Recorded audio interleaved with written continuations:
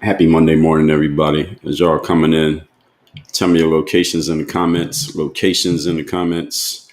We are active. Make sure we're good on every platform. We are good on Rumble Studio. Where are we here?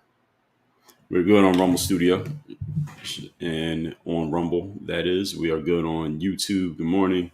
Let me check. X says that we are live here. Yes, we are live on X. Good morning.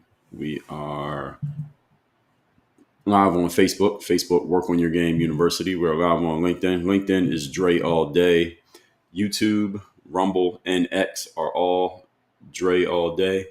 LinkedIn, my name is Dre All Day. Instagram is Dre Baldwin. King Works, Tuscaloosa, Alabama. Good morning, sir. Good to see you in here. As y'all checking in on TikTok, shout yourselves out in the comments section and like the live.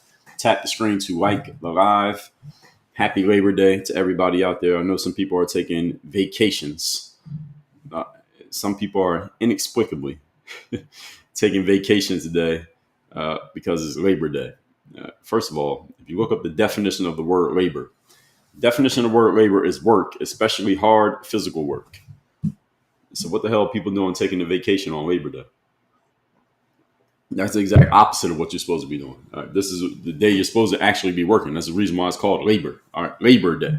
It's not a day to take off from working. It's a day to actually work. The weekend is when you take off, maybe.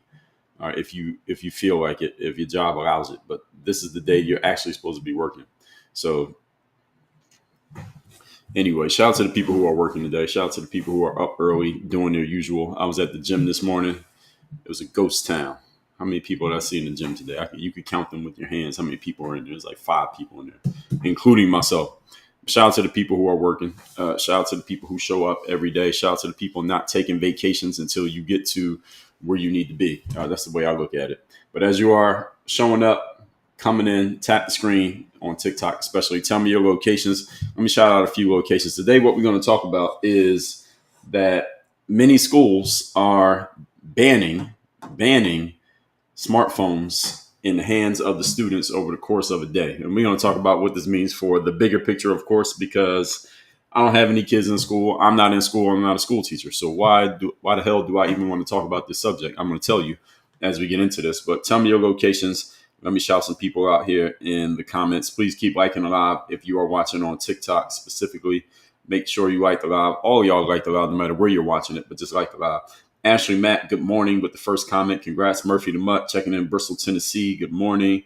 Christian Gill from Louisiana. Good morning, Louisiana.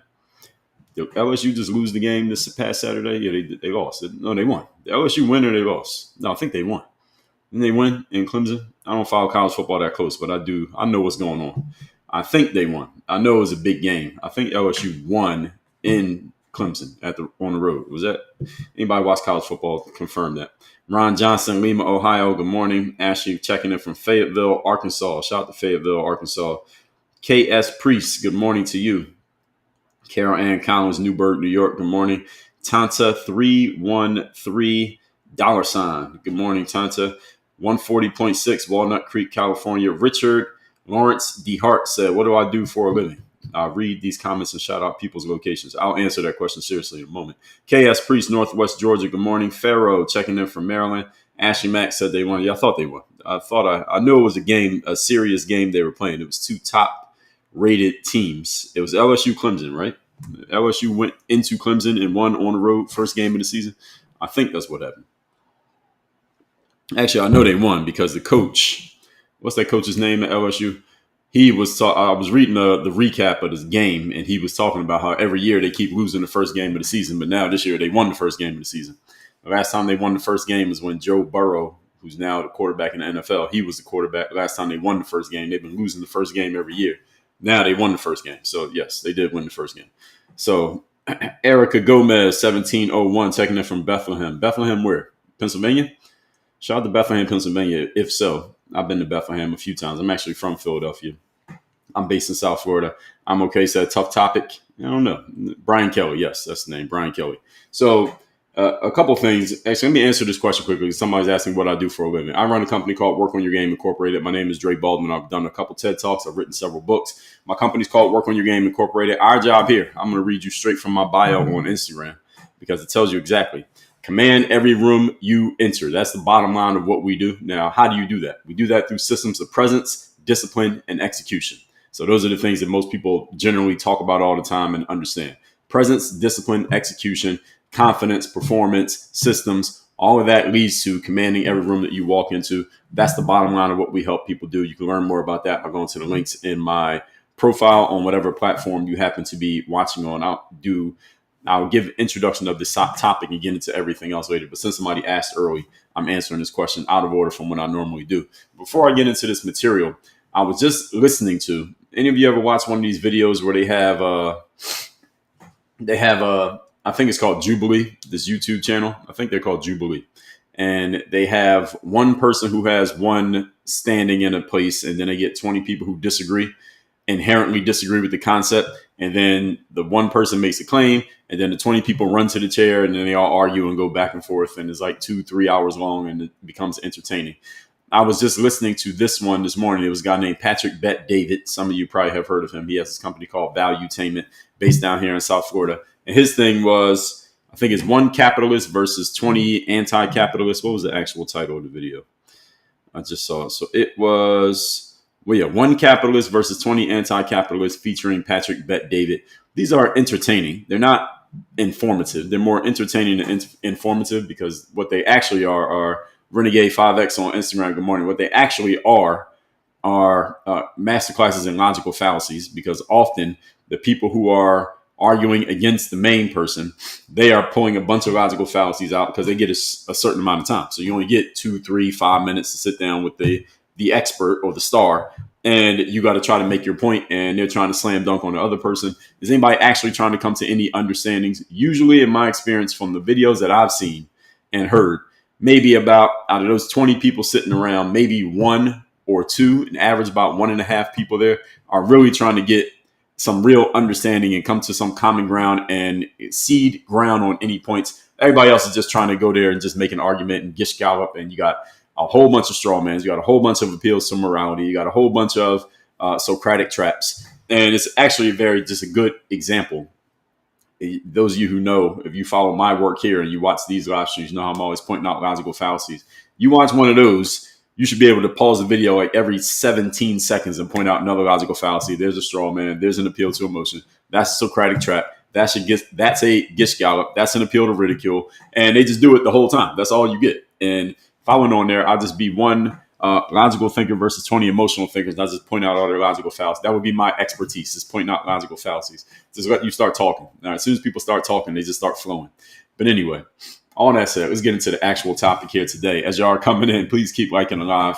The topic here today is that across the United States, many schools, not all of them, but many of them, are mandating that phones are locked out starting this school year, which school has pretty much started, right? In most of the places where all y'all are, school started. I know colleges start in August. So I know colleges have started, but different school districts, K to 12, even public schools, they all start at different times. My mother's in the educational system. She's about to get out. I think she's doing 1, maybe 2 more years. She's trying to get a certain number of years for her, the retirement packages and all that stuff. So, and my sister's a collegiate professor, so I know they started already. But different schools start at different times. But I think most schools by this point have started. I think they're all off today. But many schools are mandating their phones get locked out. So students will be required, y'all have probably seen this, that the students put their phones into a magnetic pouch for the entire day, and then it gets unlocked at dismissal, and there's a whole system to where your phone can't get taken by somebody else. So supporters say that this is going to reduce distraction, it's going to improve focus, and it will address youth mental health. But critics of this practice actually has critics. Now, why people criticize this, besides coming to maybe some random extreme situations where a kid would quote unquote need a phone, I can't think of too many. But they say it's dangerous because phones are lifelines in emergencies, like a school shooting. Of course, that's going to be one of the absurd absolutes that people jump to, and people say, well, it's not that absurd because there was just one the other day, and these happen all the time. They don't happen that often. And secondly, if somebody's running around with a gun, your phone is not going to change anything except maybe, I don't know, can a phone block a bullet? Last time I checked, it does not. So they say phones are lifelines in emergencies like school shootings, a medical incident, like what? I don't know what they're talking about. Or if kids need to reach their parents. And again, why, if you're my child and you're at school, you're in high school, you're 16, what the hell do you need to reach me for at 12 o'clock in the afternoon? All right, go to school, listen to the teacher, put that damn phone away before I take the shit from you, before I stop paying the bill. So the public is split on this. Some call it overdue discipline. Others say that it is government overreach. I say that is neither one. I say this is very much needed. Good morning. We have a visitor. Good morning. How are you? I'm making my truck over here. You bring your truck over here? I'm in the middle of talking to my audience. You want to join? You want to stay in here? Or you want to go out there? And stay. You want to sit up here? Yep. Okay, you can sit here for as long as you are, as long as you would like. Okay, but don't make too much noise. That truck, don't make any noise with that truck because my audience will be interrupted. Okay. But this makes noise, No, though. I know. So that's why I told you don't do it, because it's going to interrupt my presentation. Do you understand? You trying to figure out what to do? That's what I figured. That's what I figured would happen. All right. He's upset. I'll see you later. Y'all hear that? All right. Anyway, I just bought that truck from him the other day. We went to some event and they had trucks, and he got the truck, and it makes a lot of noise when you push this little button. But I told him, don't push that button while I'm recording. Anyway, there's some discipline for you. Is that overdue? Is that undue discipline? I don't think so. I think that's necessary discipline. So some call it overdue discipline, and I actually agree with this. It is overdue discipline. I thought I was saying overdone discipline. Overdue discipline, it is. Others say this is government overreach. It's definitely not government overreach. That's ridiculous. And that's just that people use the government overreach nowadays. They're using it so often, especially since Trump came back into office. They're using it as a pejorative, that anything that the government does, they're labeling it as overreach. So the government shouldn't do that.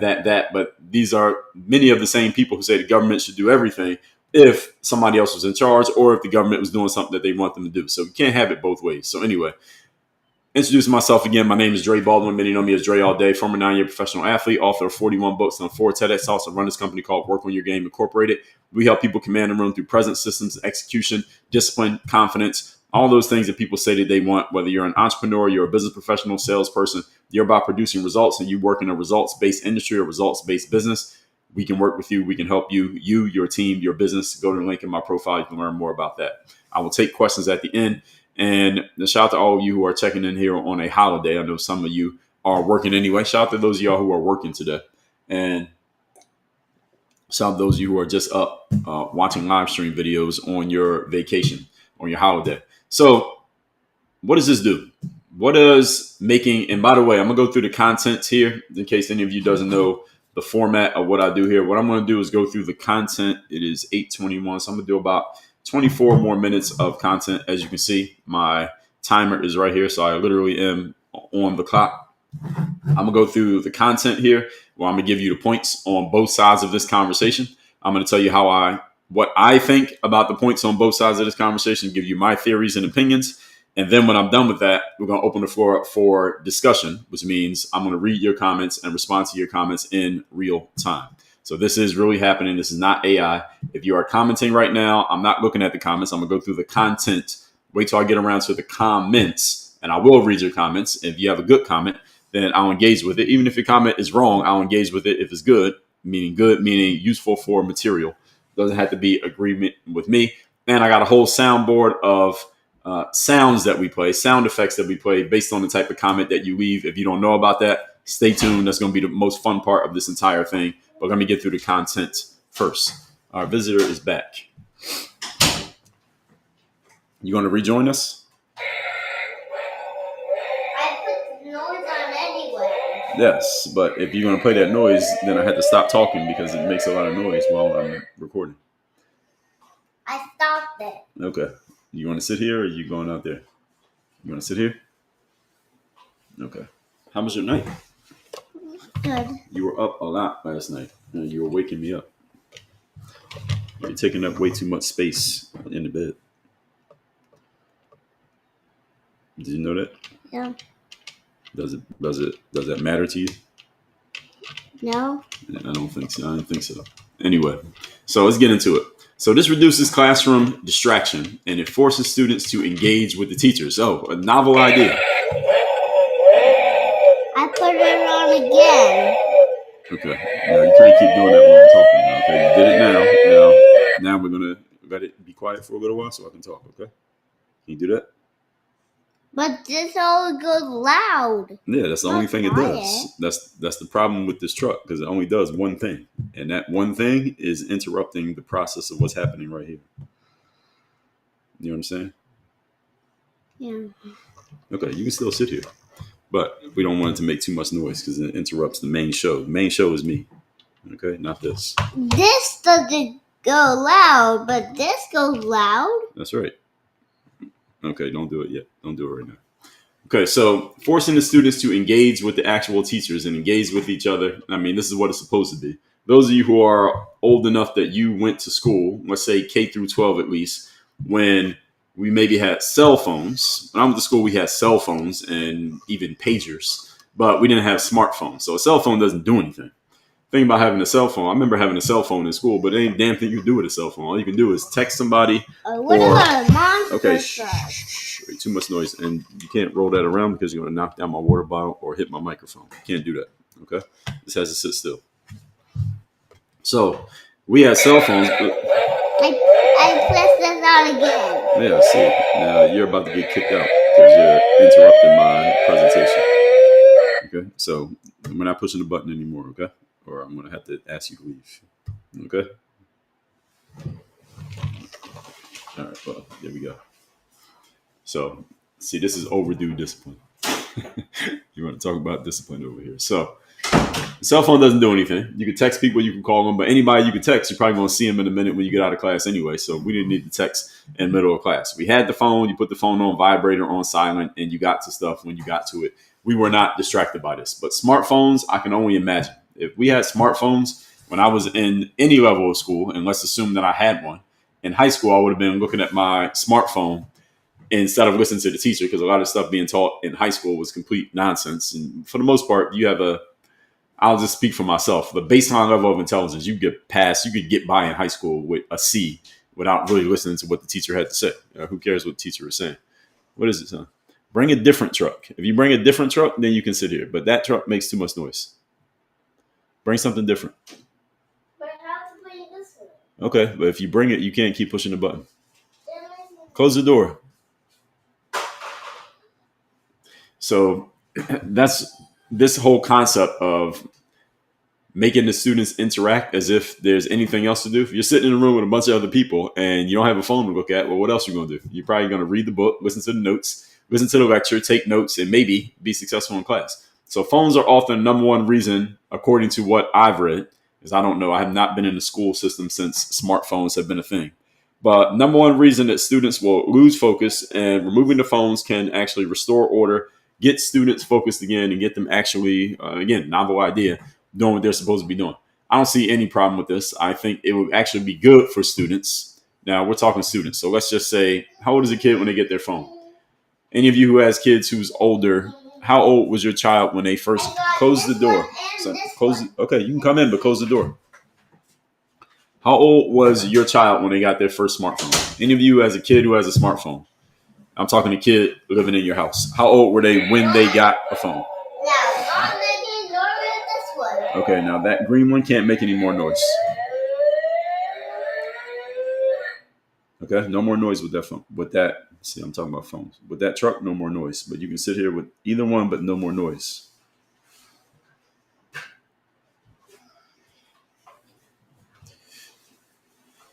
All right, so here we go again. Okay, so now I need you to sit here and don't interrupt me, okay? So where was I? So what I was talking about was the phones being the number one thing that's stopping, I would assume, again, and my question was, how many of you, and nobody answered, anybody answered, 10 years old? Trey, your kid was 10 years old when you gave him a smartphone? No, I'm not giving my kid a smartphone at 10 years old. He's going to have to wait till he's like maybe 14, 15, maybe when he gets to high school, maybe. That's where I stand today, but we'll see. There's some years to go by before that. But as far as the kids having the phone in the middle of class, I'm sure this is a pain in the ass for the teachers. So if I'm a teacher teaching in, let's say in college, I got a little bit more power because I can tell the kid, look, you'll fail this class if you're using that phone while I'm talking or in the middle of my lecture. But if I'm a high school teacher, especially at a public school, I don't have a whole lot to say. Parents can come up to the school mad at me. I'm trying to get the kids to stop using the damn phone. If I can't get a certain level of respect from the kids, they're using their phone while I'm talking. This creates a whole clusterfuck of problems that I don't want to have to deal with. So I can understand why a lot of teachers at these type of schools would be really happy. Okay, you got to relax, or I'm gonna have to have you get down. Okay, I can understand why a lot of teachers would be very happy with this development. Get these phones out of the room. Make sure no kid even has a phone, so they're not even tempted to look at it or be distracted by it. So now I can actually do my job of teaching the kids. And if they listen, they listen. If they pass, they pass. They fail, they fail. But nobody can blame the phone. They can't cheat on the test with their phone because they don't have one. So I would guess every teacher is very happy about this development. Now, what some people say is that this removes a critical safety tool during emergencies. I say this is the emergency that they're talking about, such as somebody's running through the school with a weapon. I believe this is a black swan event.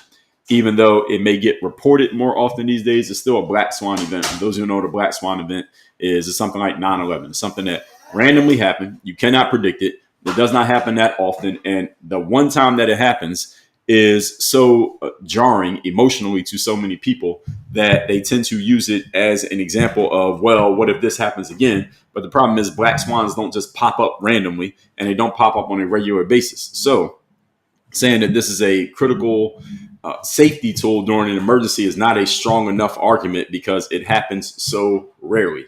It's like saying, well, we got to have this operation because what if you have kids and they're Siamese twins and they're connected at the shoulder and they got one arm on this side and then their bodies are connected? Well, we got to have this ready just in case that happens. You got to have that. Oh, son, it's too much noise. So this critical safety tool during emergencies, no. I say pass on this. I say reject it on this point. So in past crises, phones have been essential for calling 911 or alerting parents. I say the parents are going to find out. If there's a real emergency, I'm going to find out. So if I'm at work at my office or I'm at the construction site or whatever the hell it is I'm doing, I'm an outside salesperson or I'm working to register at Wendy's and there's an emergency at the school that my son or daughter goes to, I will eventually find out, number one. And number two, if I need to be alerted, I need to go there, even if my son or daughter has a phone. Let's say they call me. Okay, let's say I'm the manager at McDonald's. My son or daughter calls me and says, hey, dad, or hey, mom, there is, I'm not saying I could be the mom. Man can't turn into a woman. But they say, hey, dad, hey, mom, there's an emergency happening at the school. There's some crazy man running around with a machete, or there's some man running around with a gun. That is, I don't want to get that kind of call from my kid. At the same time, what the hell am I going to do? What am I going to do? By the time I leave McDonald's or I leave Wells Fargo or I leave the construction site, I get in my car and I drive over to where the school's at, the situation is probably already over.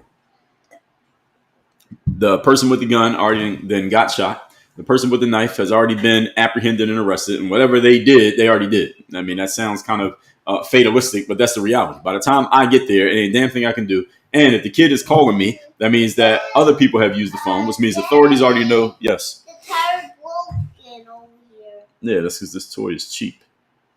We can't fix that. It's broken. There's nothing you can do about that. Mommy can fix it. I don't think so. All right, you go find out and you let me know. So by the time I find out about it, by the time I do any type of response activity to the situation is already over. Authorities probably already heard about it, which means they probably already locked down the perimeter of the school, so I can't get in. Nobody can get out. And again, what am I going to do? Unless I'm a police officer. And if I'm a police officer, then I'm not at work at McDonald's. All right, I'm doing police work. And I'm doing my job, and I can trust my peers on a police force to go handle the situation if I'm not the one who gets the call. So this whole concept of it's a critical safety tool for kids that they can call their parents and let them know, hey, somebody's running around the school with a gun. Okay, thank you, son. Thank you for letting me know, but you can't do a damn thing. You can show up and just wait with the rest of the parents 50 feet away from the school, or 1,000 feet away from the school, because they won't let you get inside that perimeter until the situation is neutralized. This is pretty much how it works anyway. So the kids needing a phone just in case there may be an emergency is bullshit. Next point is this. They say it could improve mental health by cutting social media uses in school hours. I say not it could, it will. One of the biggest challenges for youth mental health these days, one of the biggest challenges to youth mental health these days, is mental health is not a good or bad thing, it's just a thing. One of the biggest challenges is the use of social media for kids. Because first of all, it has them staring at a screen all day. And those of you who are old enough, let's say you're over the age of 35, definitely if you're over the age of 45, that when we were kids, our biggest thing, the most important thing we wanted to do was go outside and play. We wanted to be physically active and do stuff. What is it? Mommy can't fix it. I told you that was going to happen. It's not fixable. It's just a broken piece of plastic. Okay, you want to sit here or are you going out there? I'm going out there. Okay, close the door, please.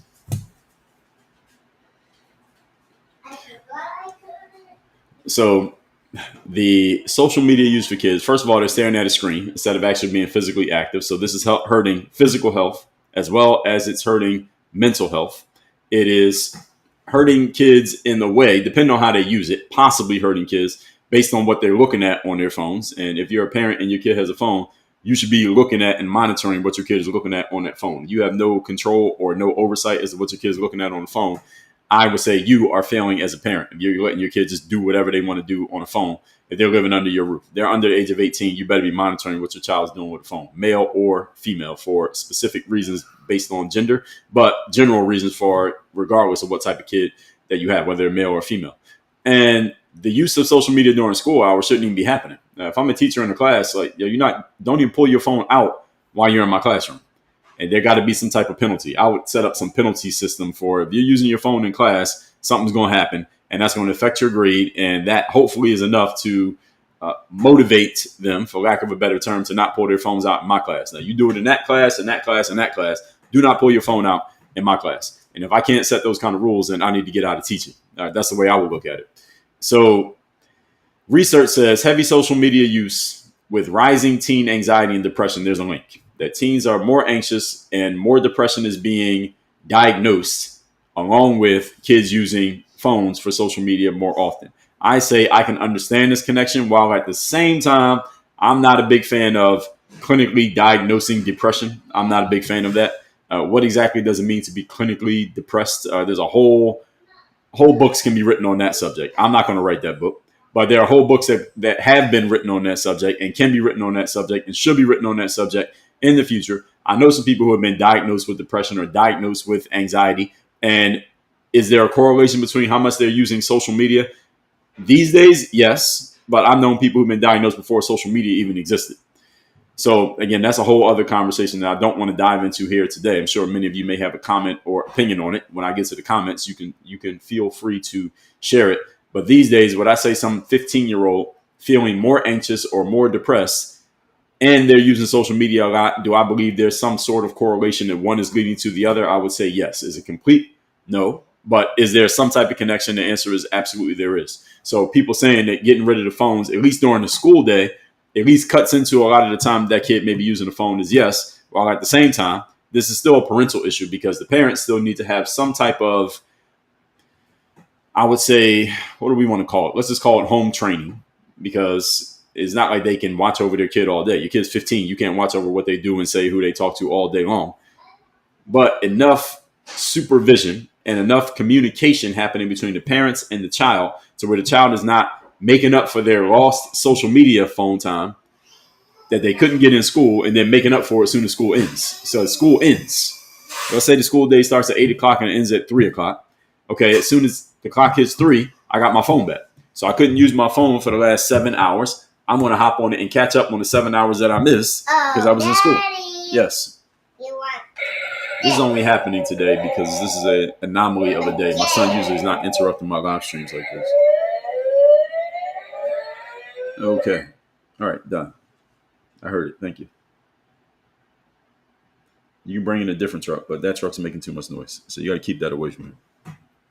Okay? Like over here? All the way over there, outside of the room, with the door closed. Over here? No, it's too out. Over here? Okay, so cutting the phone use. I think when it comes overall to the mental health issue, it is a useful thing. Okay, I'm gonna make you leave if you push that button again. Don't push that button anymore. Close that door. Some say this does not address the root causes of anxiety or disengagement. I understand this counter argument, but what they're doing here is thinking past the sale. It doesn't address the root cause of anxiety or disengagement to remove phones. So what does that mean? That we shouldn't remove phones? So this is a red herring, taking people down a whole other path of talking about anxiety and disengagement as if that's the actual point. No, the actual point is when you're in school to learn. That's what our parents used to tell us, right? You go to school to learn. You don't go to school for a fashion show. You don't go to school to show off to your friends. You don't go to school to do any of the extra stuff the kids may be focused on while they're in school. You go to school to learn. Ostensibly, that's what you're supposed to be doing is learning. Now, that leads to a whole other conversation about the educational system in the United States of America, which, as a general rule, any of you never heard me say it, is trash. It deserves to be trashed. I have trashed it in the past. I will trash it in the future. It is trash today. It will be trash tomorrow. However, if you're going to send your kids to that school, then they are there to learn. That's what they're supposed to be doing. So if you're going to send your kid to a trash public school in the United States of America, they're supposed to be learning, not looking at their phones, period. If you're sending your kid to school, they're supposed to be learning. That's it.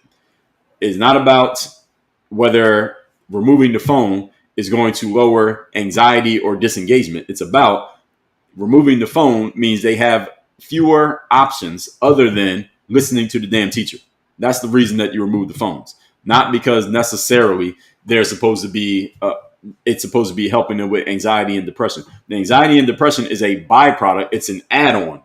It's an ancillary benefit of removing the phone in school. Maybe it's not. But that conversation is not the point. The point of the conversation is you're in school to learn, not in school to be on your phone. That's the reason why we're taking the phones away. So banning phones, some critics say, it doesn't change any type of family issue that may be leading to these anxieties and depressions, doesn't change peer pressure that could lead to it, and it doesn't change or adjust or do anything to alter poor teaching methods of certain teachers or certain schools or certain districts or certain systems. All of these things are 100% true. All right. These are all 100% true. That if you remove a phone from the kid at school, they can still have family issues. They can still be peer pressure. They can still be poor teaching methods. And they can still be a whole bunch of other things, a litany of other things going on, 1,000 other things going on in their lives that is causing them to have anxiety or depression. That is 100% accurate. At the same time, my response is, so what? So what? So your kid is anxious or depressed, and it's not because of anything that's happening on the phone. I say, okay, parent, we're still taking Mikey or Lisa's phone away all day while they're in school. Why? Because I said so. And this is school. Again, this is not a place for you to use your phone. You want to use a phone, go to the Apple store. You can use phones all day. You can just stand there and use the phone. All right, all y'all been to the Apple store, right? You can pick up any phone you want and play with it for hours, and nobody's going to stop you. But when you're in school, this ain't the Apple store. All right, this is the education store, allegedly. All right, you're not really getting an education, different conversation, but you are there to learn ostensibly. So sit down, shut up, and listen to the lecture and read the damn textbook. That's what you're there for. So we don't have to address the root cause of anxiety and depression because that's not our job. Our job is to teach your kid what's in this math textbook. So tell them to shut the hell up and put the phone away. So this gives teacher more authority and more control over their classrooms. This is 100% true, as I already touched on. If I'm a teacher in school, one of the biggest challenges, the bane of my existence, I would guess today, and again, I am not a school teacher, but if I was, any school teachers in here can chime in and tell me if I got this right. The bane of my existence is the fact that these kids had these damn phones. Even if they're not using it in my classroom, what they're seeing and doing on the phone outside of my classroom is leading to how they behave inside my classroom. So this is just making a bigger headache and a bigger problem for the teachers. Teachers who I believe, K through 12 teachers in the United States of America, I'm not speaking on anyone individually. I believe that being a teacher in a public school, K through 12 in America these days, is much more a labor of love than it is what I want to call it. It's not a matter of ambition. People don't become K through 12 teachers because of their ambition. They do it as a labor of love because they love being around the young people, the kids. They want to help the next generation, and they're doing a very important job because you are spending a lot of time every single day with who is going to be our next generation of doctors, lawyers, politicians, business people, working professionals, people who have trade skills, plumbers, electricians, the people who put the little wires up on between the utility poles, people who put the green signs up on the highway, the people who pave our roads. This is the next generation of people. They're going to run society. So I believe K through 12 teachers are doing a very, very, very important job. And as many say, they should be getting paid more money. And do I generally agree that? Let me see. Where I want to phrase this statement. Do I believe that school teachers probably provide a service that is worth more money financially than what they get paid? And I just gave myself a tricky question. Is it worth more money? I would say no. It's worth what it is. It's worth what is offered. At the same time, I believe a lot of teachers. I was just talking to a guy on X about this yesterday. He was talking about his wife who's in her late 50s, and he's trying to tell her to get out of the game, but she doesn't want to get out of the game. Is that a lot of K-12 teachers, at least the good ones, can make a lot more money in the private sector. That's how I would say it. They can make a lot more money in the private sector. I know some really good teachers who could make whatever they're making as a teacher can make 5 times that outside of being a teacher. The problem is a lot of these teachers do not have the entrepreneurial skills, nor do they have the strong stomachs or the big enough balls to go private sector, because in the private sector, there's no guaranteed paycheck, at least when you first start. There's no guaranteed paycheck when you first start a business. When you work as a teacher, you're part of a union, your paycheck is pretty much guaranteed. You sign it, you got this much, this is how much you're getting, you know how much you're going to get. If you say 5 years, 10 years, 20 years, you know exactly how much money you're making. You can build your life around knowing that check's coming. It's coming from the government, and they usually are on time with the check. You go private, that doesn't exist. I'm bringing all that up to say is that I believe teachers are doing a very important job for the next wave of students. And from what I've heard, again, just from what I've heard from people who work in the industry, teachers, is that a lot of times, depending on what district you're working in and where your school is located, a lot of the parents of the students do not appreciate what the teacher is actually doing. They actually go against what the teacher is trying to do. I've had teachers tell me that parents got mad at them because the teacher was giving the kids too much homework. Now, there's a whole argument about the values or terribleness, for lack of a better term, of homework.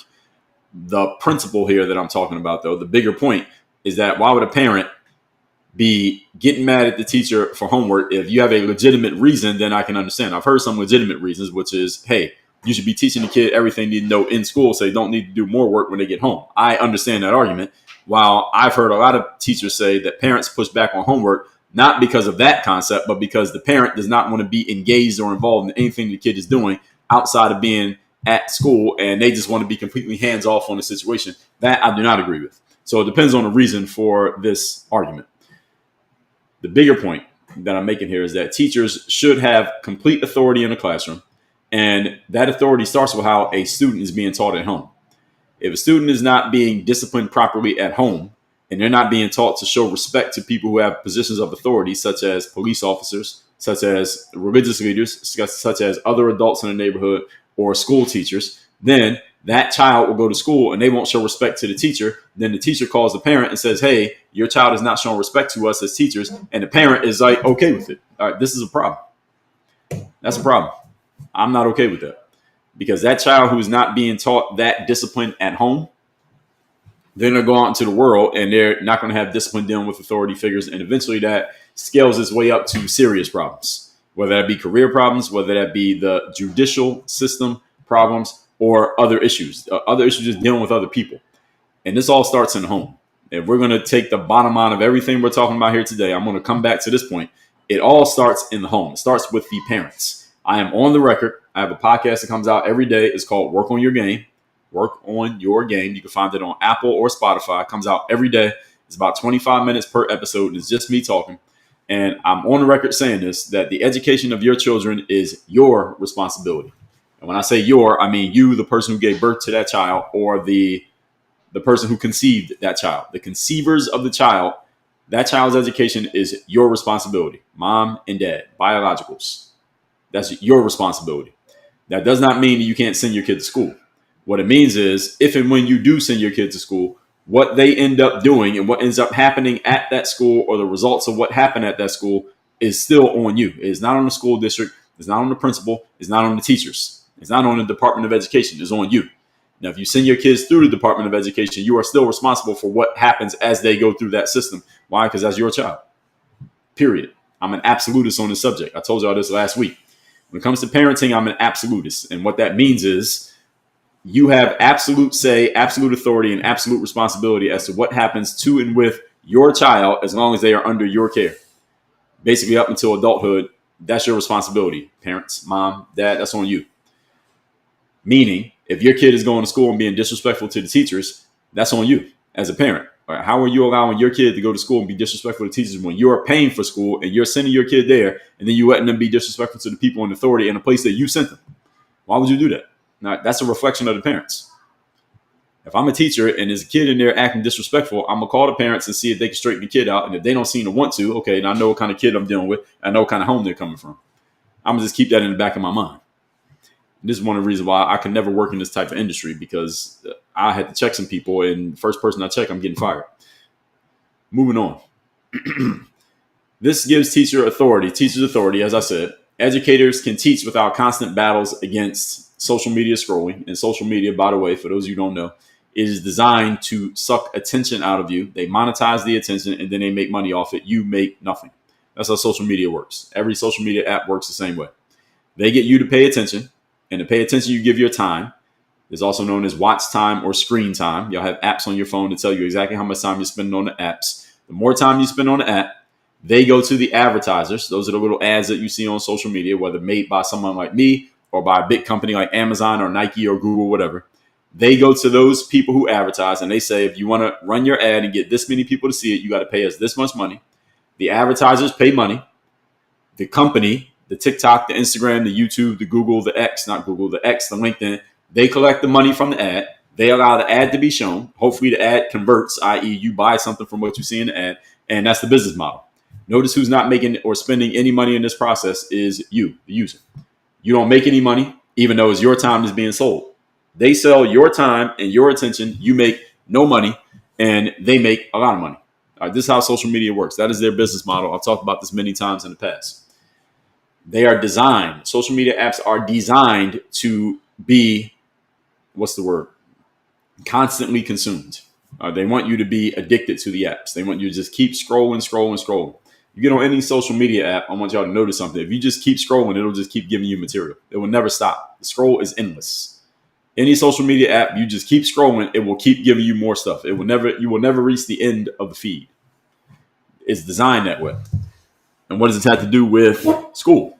Because kids at 15 or 16 years of age, they have less mental cognition, less ability to understand, and less discipline, theoretically, than a 35-year-old adult. So they are more likely to keep scrolling than you are, even though many of you are 37 and you can't stop scrolling. Okay, what do you think your 14-year-old is doing? So if I'm a teacher, I'm battling against all this. So I call the parent and say, your kid won't stop scrolling on social media. But what's the parent going to say? They can't stop scrolling on social media. All right, this is the reason why I ain't a teacher. So this adds logistical issues. So kids may say, well, hey, what if I lose my key to unlock the phone that I just locked up at the beginning of the day? What if my pouch gets damaged and my phone gets broken? Now I'm going to sue the school district to get me a new phone. What if I can't respond back because there's some situation that I'm responsible for at home and somebody texts me and I can't respond because I can't have my phone all day? These are all these random red herrings that people are going to throw out and say, well, this is the reason why I'm against this rule. If I'm the superintendent of schools, I say, I understand, Mr., Mrs. Parent. However, this is the rule. And if you don't like the rule, pull your kid out of my school and get the hell out of my district. Again, this is the reason why I'm not a teacher. But this is what I would say to them.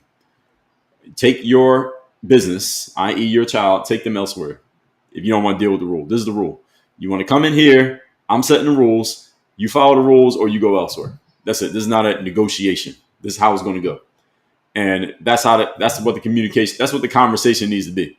Schools are going to have to manage the cost of these things, the disruption that comes with this, and the kids maybe bucking back against this, especially if this is the first year of any school specifically doing this. Their schools will probably already do this, but it just became a bigger thing because more schools have adopted it allegedly going into this year. I say, I already told you what I said. You don't want your kid to not have a phone all day during the school day? Okay, send your kid somewhere else.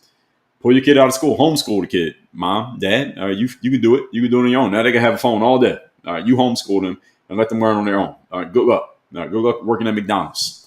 All right, this is how it goes. And again, this is the reason why I'm not a teacher. This is the reason why I'm not for the public sector.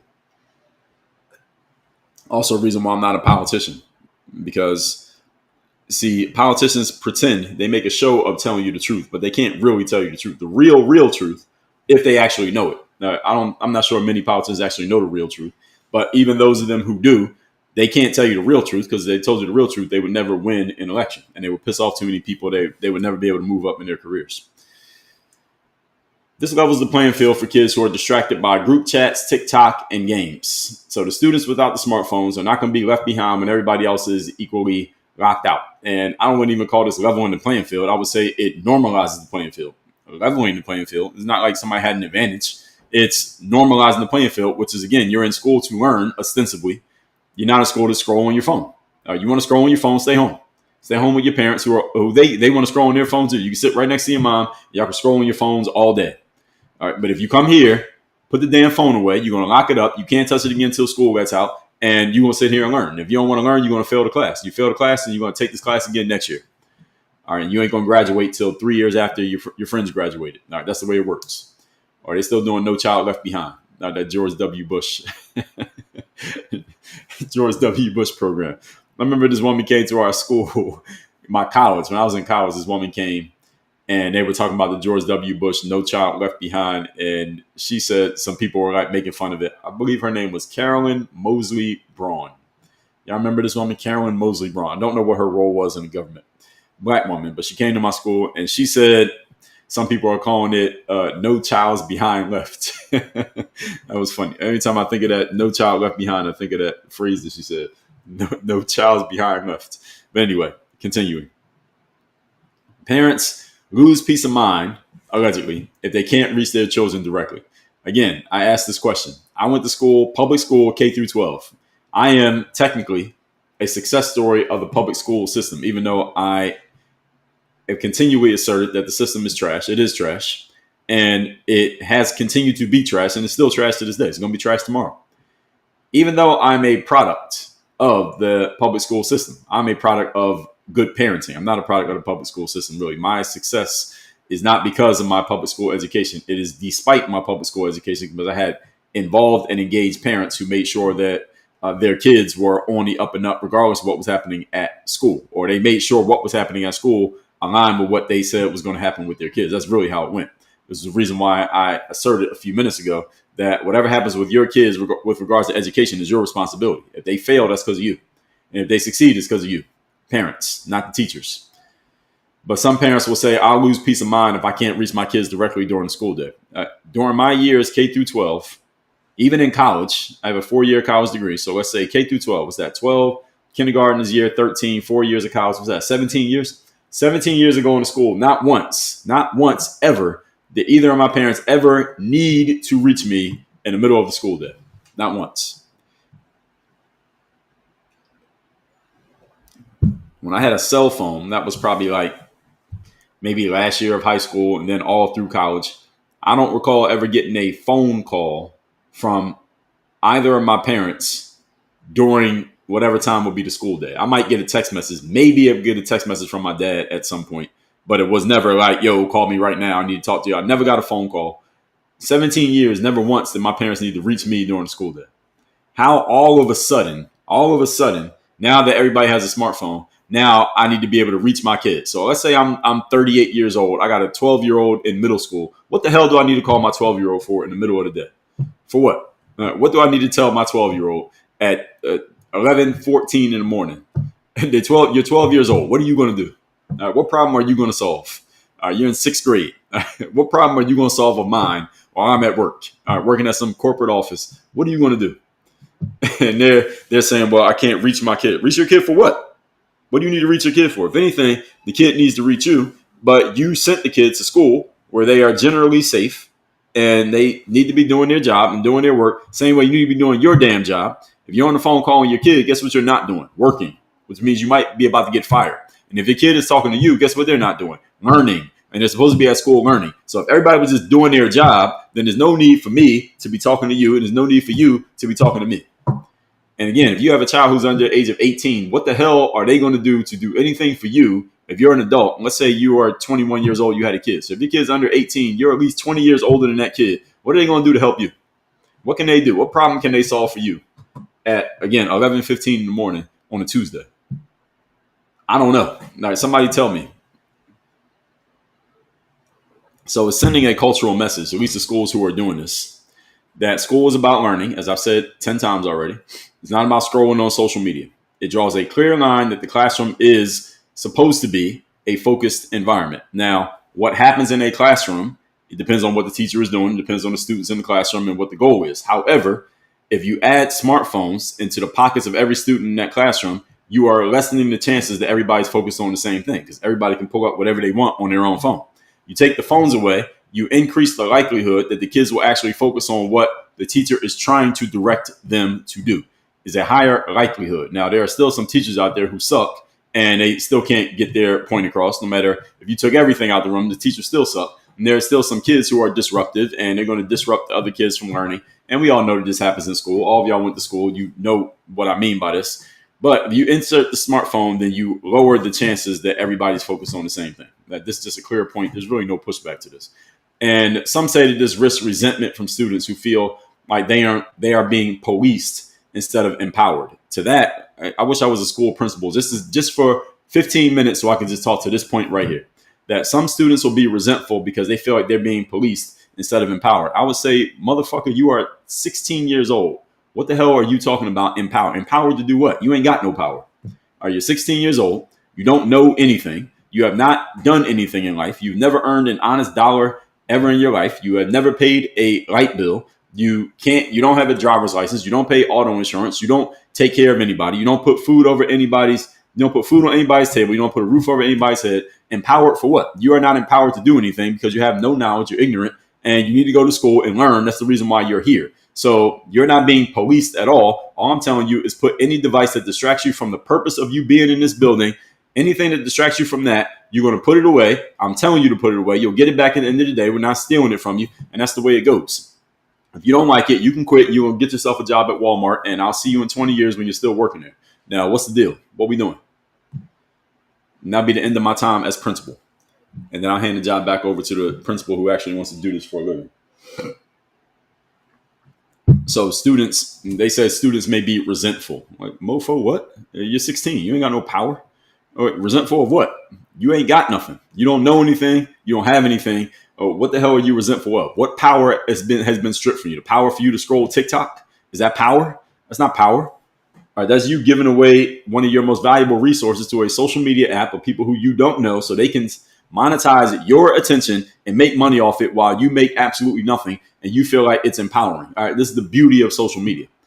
I say this anytime I talk about the business model of social media is that I wish I was smart enough to have come up with it. This is a beautiful business model. They're able to make money off the time and attention of other people. The other people are none the wiser of the situation. They happily keep giving it away to be monetized. And then they get mad when you don't let them use it. Amazing. This is amazing. It's one thing if people are paying you and they know that they're giving something away and they're trying to manage how much they give you. Like going to the grocery store, you know you got to spend money to go to the grocery store. So you don't go in there and just spend recklessly because you need that money for something or other. But social media, people get mad when they can't use social media when you're the one being monetized. Amazing. It is truly an amazing business model what social media has come up with. Again, I wish I was as smart as these people. Maybe I should have went to more school. All right, see how this all goes full circle? Maybe I should have went to school and went there longer, or maybe went to a better school. I should have went to like MIT or Harvard or Stanford, so I could have come up with the idea for social media like all these smart individuals did. And then I'll be in here monetizing this live and making money off all y'all instead of actually talking on this live. So anyway, with all that out the way, let's get into the commentary section. I think I can forego a restroom break here today. So let me tell you all how things work around here. All right, so we have I forgot what this one was. We have a soundboard here. And when I get into the comments, those of you who have been around, y'all know how the comments work. Those of you who have not been around, let me explain to you how the comments work. The most common thing that we see here when I get into the commentary is people disagreeing with me using some form of logical fallacy. For those of you who know what a logical fallacy is when someone makes an argument that sounds like it makes sense, but the premise is logically flawed. Doesn't mean they're necessarily wrong in what they say, but the framing of the argument is off. That makes it a logical fallacy.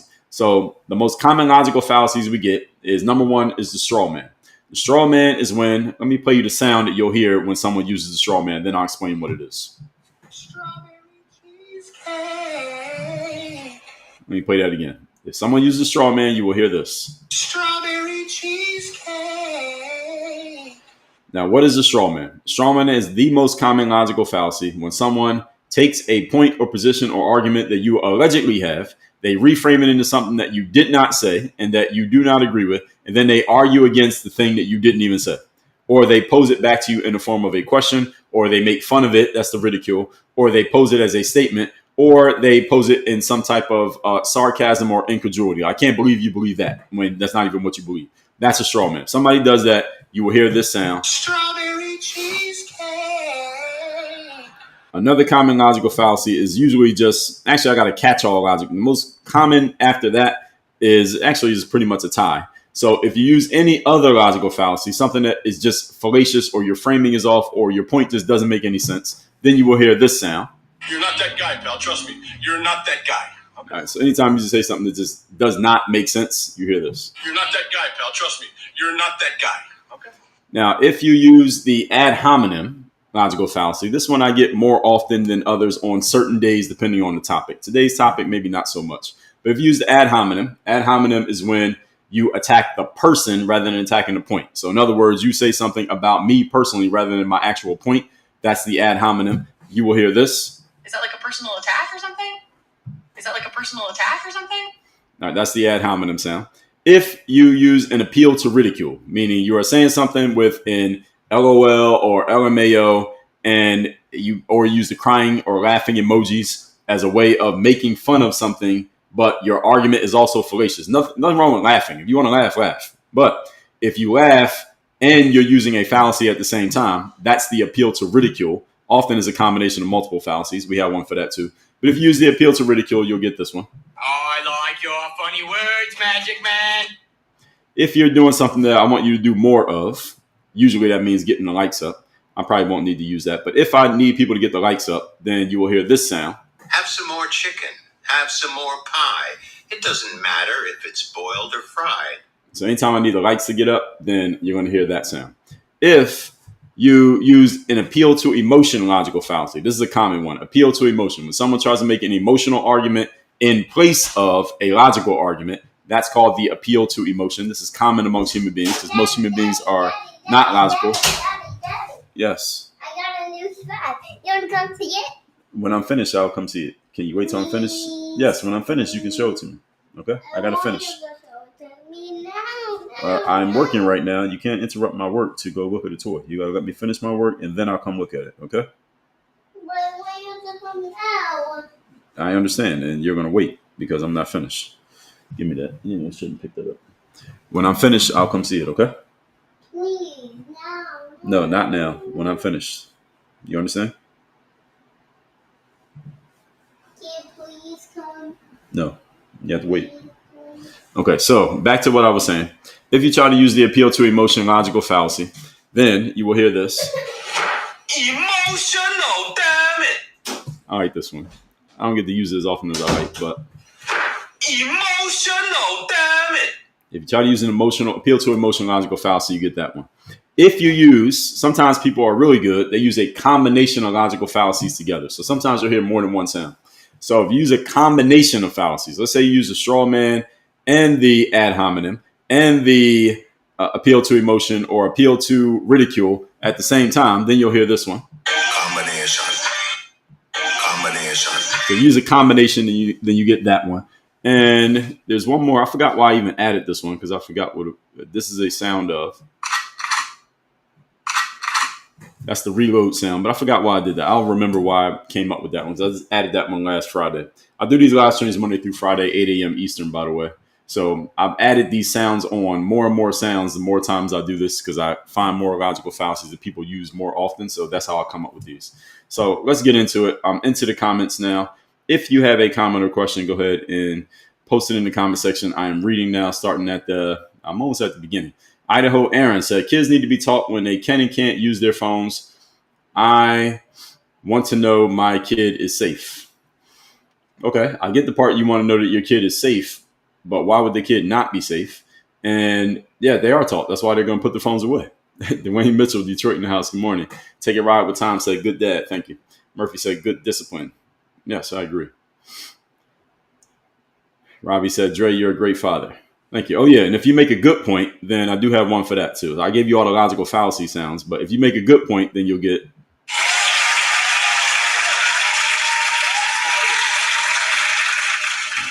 Okay, so I do have a sound for good points. Happiness Now said, morning from ATL. Glad you're on today. Good morning to you, too. Marlene, 277. I really like to see you go state by state and go through midterm candidates. Marlene, that would be 50 different live streams, Marlene. That's a whole lot of live streaming. 50 different live streams state by state. I don't think most people even know who most of those people are. We did an experiment, Marlene, about a month ago where I asked the live audience. It was probably about 2 or 3 times more people than in here right now. It says TikTok, 72 people watching right now. It was probably close to 200 people in the room. And I said, I want everybody in here to give me a name of a person in Congress. By the way, it's 535 people in Congress right now. I said, give me a name of somebody in Congress who you can name without Googling. Just name any congressperson. Name any person in Congress right now. Out of 535, just give me names. And I had everybody just give me names. And it got to be somebody who we know. Like, we know their name. And not just naming people that you may know from your state, but people who generally people know who they are. Out of those 535, out of all the comments, we named about 40 people. We can name 40. The other 500-ish people in Congress, we couldn't even name. We don't know who they are. We came up with 40 names. This is between everybody in the room. So we got the Bernie Sanders, the AOCs. You got who else is in Congress? So I just named 2. You got Marjorie Taylor Greene. You got Josh Hawley. You got who else is in there? You got the woman from Hawaii. I forgot her name, but somebody said her name. I would know her name. And Byron Donalds. You got a bunch of people, but it wasn't too many. It wasn't a lot. And we named 40 out of 535. I'm saying that, Marlene, to say that I don't think most people would be interested in that because they wouldn't even know who these people are. Sam Arts 01 said, my sons used to love your Dre All Day videos. Respect. Appreciate you, Sam. Shout out to your son. Layla said he's handsome and adorable. Thank you. Tanisha, good morning. Layla, good morning. Mel Storm said, you sure do have a sweet looking boss today. Yeah, he's interrupting. This is an anomaly. He usually doesn't come in here that often. He comes in here once and no more. Today he's been in and out. I think they woke up late today. Layla said, he said, this is my show. Yeah, that's what he thinks. One day it will be his show. When he gets old enough to talk, he's going to be doing these lives, and I'm going to be over there supervising. Built by Black, thank you for the goats, 50 of them. Uger said, grown man on TikTok. Why does it matter that I'm on TikTok? Is that like a personal attack or something? All right, so you got the first ad hominem of the day, Uber. Built by Black said, enjoying the content and supporting the line from Atlanta. Thank you, Built by Black.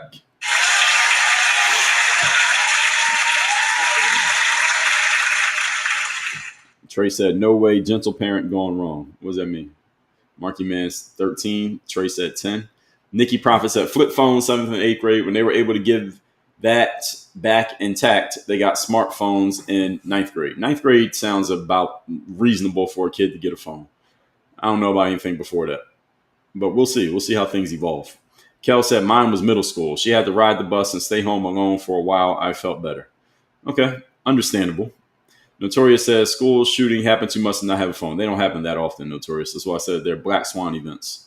Michelle said high school. I gave my daughter an iPhone in 11th grade. Yeah, see, I'm about that range, Michelle. I'm around that range. You get a phone around high school age.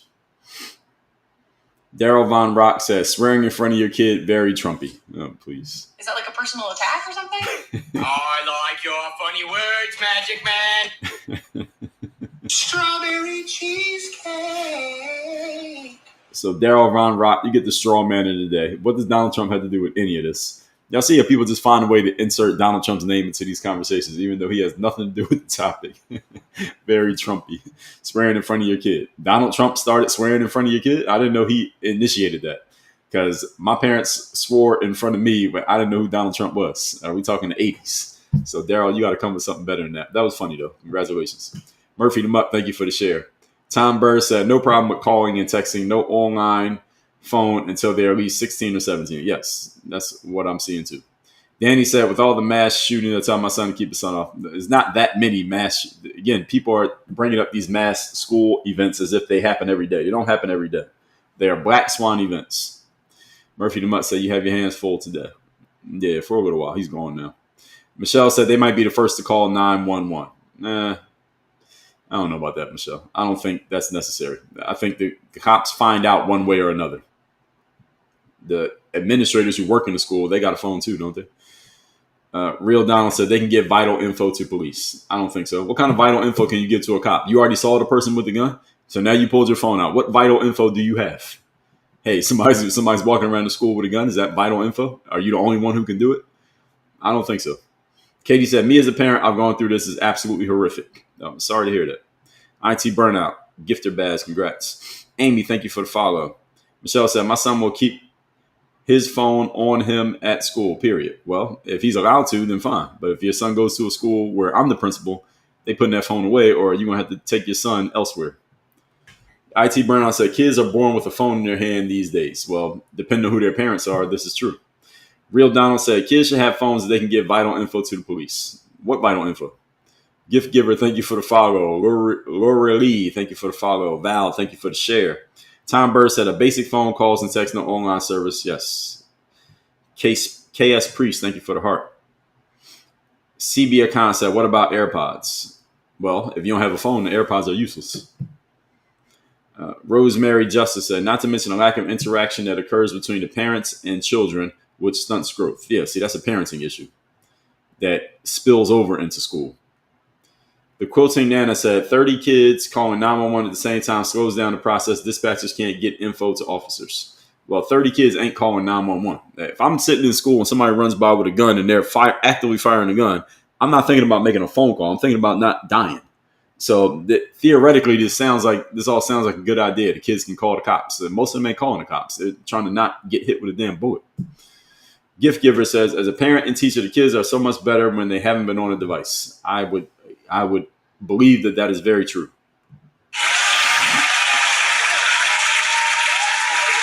Susie Q 3098, thank you for the follow. Krista 826 said, you are a liar, a complete liar. Not just a liar. Krista said, I'm a complete liar. Is that like a personal attack or something? 180 said, I'm fine with phone bans when I don't have to fear my son being shot. Well, 180, if your son goes outside of the house, then technically you could come up with a fear of your son getting shot. Him having a phone in school doesn't stop him getting shot. Can a phone block a bullet? You got to give me something better than that. You're not that guy, pal. Trust me. You're not that guy. Okay. That's a non sequitur, what you just said. Non sequitur means it does not follow. All right. Your child having a phone does not do anything to stop a person with a gun who wants to use it. Classy E, thank you for the heart. Vonnie, thank you for the share. Gift Giver said, kids need to be able to focus. They can't focus. They can't imagine. Nicole Shanti, thank you for the rose. Nana Cat said, kids should have never been allowed to have phones in school. I agree.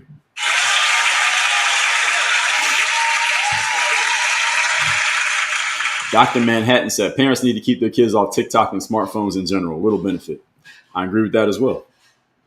Gift Giver says scared to transition to the private sector. Well, private sector ain't for everybody, Gift Giver. I understand. Most people don't want to transition to the private sector. One thing is you don't have a guaranteed paycheck. Second thing, there's no safety net, such as a guaranteed paycheck. Third, it's much more a Wild West environment than employment. Employment, at least you know how it's going. You got a boss, there's rules, and you got a paycheck coming. You get into the private sector, you have none of those things. You don't know what's going to happen. You have no boss. You make your own rules, and there's no guaranteed paycheck. So who signs up for that? It's for a certain type of person. You got to have a certain type of mental makeup and intestinal makeup to go into the private sector, especially as a business owner and starting a business. It ain't for everybody. Levon Baker said, teach them to respect themselves and those that respect them. Yes, that's a parental issue. I agree with you. But if the parents don't teach that at home, they're not going to learn it in school. Well, actually, that's not true. They could learn it in school, but it should be taught at home. Phoenix the Goddess said, I can agree that the child's behavior is a reflection of the parents. Oh, it absolutely is. Always. Now, that's not to say that a kid can't have good parents and then go to school and act up. Like, I had good parents at home, but sometimes I would act up in school. But when the word got back to my parents would offer corrections to me, and then I would fix my behavior. The thing is, if a kid's acting up in school, if they have good parents at home and you report it back to the parents, then that usually adjusts the behavior of the kid. If the teacher can't do it, then the parent can do it. But if the parent ain't doing it, then good luck doing it as a teacher. And then that teacher becomes a police officer. And see, that's when you get into problems, especially with males. Mary Ridley, 759, thanks for the follow. Nana Cat says, some parents think school is just a daycare and teachers are the babysitters. This is very true.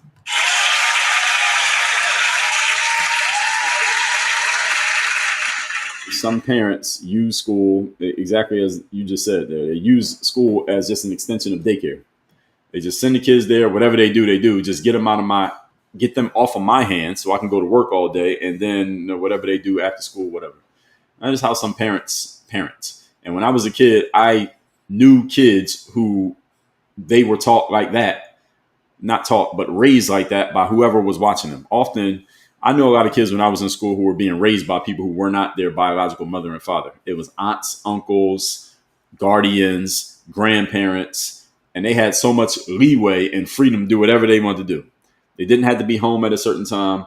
Nobody was checking their homework. If they were bad in school, there was nobody to call to come check them. And I would be envious of them. Like, damn, they got so much freedom. They can do whatever they want. Their parents don't have to know who they're hanging with or where they're going, or they don't get in trouble if they mess up. And I would always wonder what it would be like if I had that type of freedom. But now as an adult, I appreciate the fact that I didn't have it. But when they had it, it looked very enticing. Derek Dallas said, do they go to school to learn or to play on their phones? Yes, exactly. And we know the answer is to learn, allegedly. Miss Teach, thank you for the follow. Sun Lily said, are you trying to say my homeschool children are going to work at McDonald's? No, I'm saying the opposite. And that was a tongue-in-cheek hyperbole is what I'm saying. That going to work at McDonald's would be the kids who are not learning in school and they don't want to learn anything, and their parents are not enforcing that they should be there to learn, i.e., if the teachers have a problem with that kid, they go to the parent, and the parent is like, well, so what? That's your problem. You're supposed to fix that, right? That's the person who, as Nana said earlier, is looking at the school as a daycare rather than an extension of what the parents are already doing. So, Son Lily, then you said I'm unprofessional. So you didn't give me a chance to answer the question. So, yes. Strawberry cheesecake. So, Nana, you get the Straw Man of the Day award, the second Straw Man of the Day award for say that. Son Lily said, unprofessional. School was a waste of time for you. Okay. Baskin OG said, no, we got to. Oh, I like your funny words, Magic Man. Is that like a personal attack or something? Asking OG said, if the phone is smarter than the teacher, how will this impact learning, i.e. homeschooling? Well, that's a whole different conversation, Asking OG. I'm not a fan of the education system, period. My kids, if I had to decide today, my children will be homeschooled because I can teach my kids the things they need to know better than any school teacher in America can teach my kids. And with or without AI, I don't need AI. I can teach them myself. The most important thing my kids need to understand is, first of all, personal development. Secondly, personal finance. Third, entrepreneurship. These are three key things they need to understand over top of the basics of reading, writing, and arithmetic. Once they know those three things, which they can learn pretty much anywhere, they can learn that at home. Anybody can teach that to their kids. There are books and programs that can teach that to your kids. You don't have to be some person with a master's degree in education to teach that to a child. Now, a lot of parents are too lazy to do it, but they're not incapable. Above those basics, reading, writing, arithmetic, is personal development, personal finance, entrepreneurship. Those are three things my kid needs to understand. Daddy. Speak of such, right on time. Can Yes. you see my swag? In a moment. I'm not finished. Right now. No, not right now. Please. Do you want to sit here and wait for me till I'm done?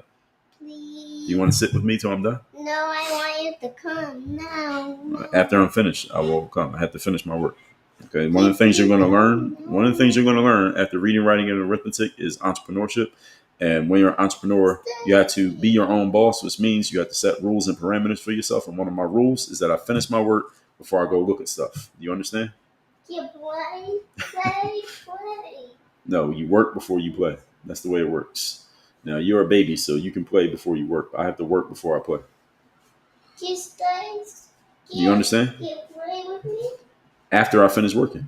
I'm not finished. Please. Yes, I said yes, but after I'm finished working. Do you understand? You please play right now? Okay, you're not listening to me. I have to finish talking to my audience. Please, can you play right now? No, Please. no, Please. no, Please. no. This is going to become a game. I'll see you later. Stop that fake crying. Okay, so Simi D said no school needed after 16 years old.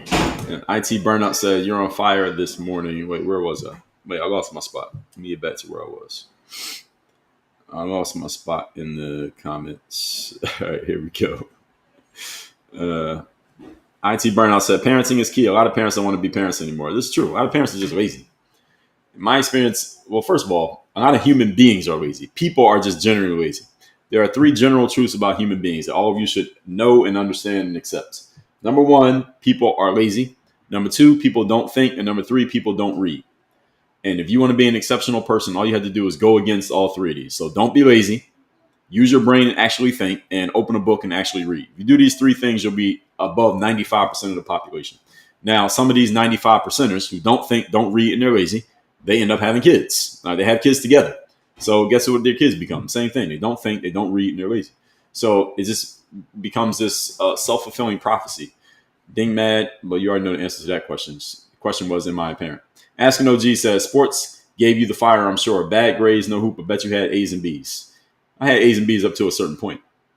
And then once I realized that the educational system was not going to give me anything I needed, then I was okay with a C. But you K to 12, yes, you had to have pretty good grades to play a sport or do anything outside of go to school. You want to play video games, you want to go outside and play, you had to get grades. With good parents, that's the way it's supposed to be. I mean, if they're sending you to school, that's what's supposed to happen, right? Nisha said they likely didn't have a phone that you could take out the house. Yes, exactly. And we were all okay. Rosemary Justice said, you were very on point, sir. Thank you. J Mac said, this is too much logic. Yeah, you're right about that. Nana Cat said, some of these kids are safer at school than their own neighborhood. Actually, that's true. Yeah, depending on where you live. Marky said, we never had a phone when I went to school. Yes, when I was in school, we had cell phones. We didn't have smartphones. Smartphones came out a little later. Asking OG said, homeschooling utilizing AI will replace the public school eventually, and sports will be AAU style. Well, sports is already turning that. As far as homeschooling, asking OG, the problem for a lot of parents is that they got to be at home.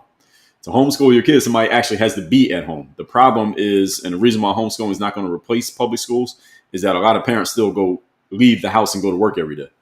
So that would require the majority of people, parents, being able to be at home and actually dedicate time to their kids rather than their jobs. Now, there are some people who work remotely, right? You work from home, but you're still actually working. So you can't homeschool your kid if you're working, even if you're working at your own house. That's not going to happen as quickly. That would take a lot more. Asking OG simply because, again, who's going to actually do the homeschooling if you got to work? Now, as far as sports, that's a different story.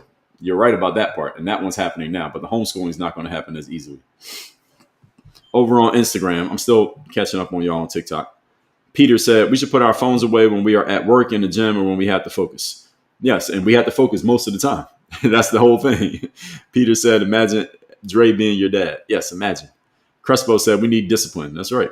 My sons got phones when they got jobs to pay for them. All right, there you go. See, my parents were, if smartphones were out when I was a kid, my parents would have said that. You want a smartphone? Okay, go get a job. You get the iPhone for Life program. How much is iPhone for Life? Like $50 a month? All right, when you get afford $50 a month, you get a phone. All right, that's how it goes. And we'll still take it from you if you don't do the right thing. That's what the rule would be. But I wasn't a kid in that era. Darla says, I'm 46, and if I didn't feel good, I sat in the nurse's office and rode the bus home at the end of the day. My parents were not leaving work. Yes, that's right. Facts.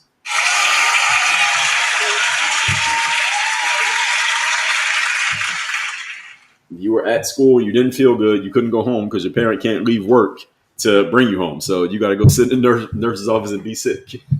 All right, be sick at 3 o'clock. All right, don't be sick at 12 o'clock because I ain't leaving. All right, you got to sit there. And yes, that's old school parenting. What you're talking about there, Darla. Nathan Allen Seymour, thank you for the follow. Darla, thanks for the follow. Nana said, it's Gen X thing. We are tougher. Yes, I agree. Gen X is the best generation for one reason, because we are old enough to have been alive back when you had to have actual human people skills and talk to actual humans to get around. And we are young enough that we were able to adapt to and start using technology when we got this technological revolution over the last 25 years. Gen X is the only generation that got both, where you had to have real life human skills because you couldn't do anything without talking to actual people because there were no smartphones. But we were young enough to adapt to the smartphone era when it came around, social media and all that stuff. So you're getting a lot of compliments in the comments. Yeah. Can you say thank you? You don't want to talk? No. Okay. User said, can you drop the phones in a box when they enter the room so they can reach the phone needed for emergency? Again, if there's an emergency, what do you want to do? Run to the box and get your phone? What kind of emergency can happen that you need to go get your phone out of the box? User, I just need you to tell me what could possibly happen. What are these emergencies y'all talking about that all of a sudden exist? I was in school for 17 years. I never had an emergency in the middle of the classroom. When did you ever have an emergency in the middle of sitting in class in school? What emergency? What are y'all talking about? Asking OG said the technology used in combination with proper parenting can be an advantage.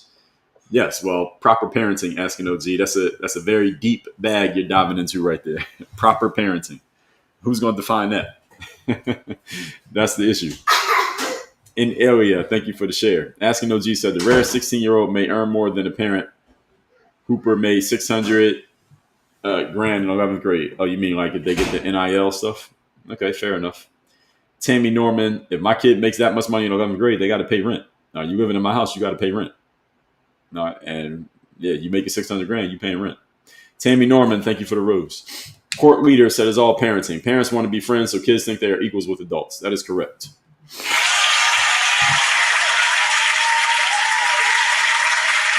A parent's role is not to be friends with their kids. My role is to be the parent. And my son can see me as a friend, but I am not there to be his friend. I'm there to be his parent. And that's the parent's role. But you're correct. You're 100% correct about that. Shawnee D said, no school needed after 16 years old. I can understand that, depending on who that kid is and how they've been raised. That very much can be true. IT Burnout said, you're on fire this morning. Thank you.